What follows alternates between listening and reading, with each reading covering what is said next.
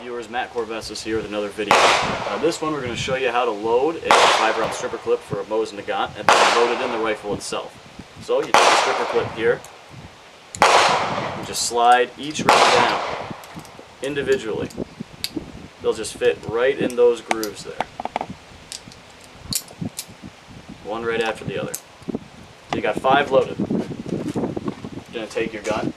Now remember, you always have the bayonet attached when you're shooting a 90-130 because the Soviets sighted in the rifle with the bayonet on. So unless it's on there, you're going to have some problems with where you're hitting. So to load it, take your 5-round stripper clip and push down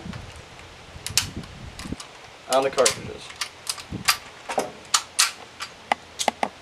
Take that out into chamber around, push the bolt forward, down, and you're ready to roll.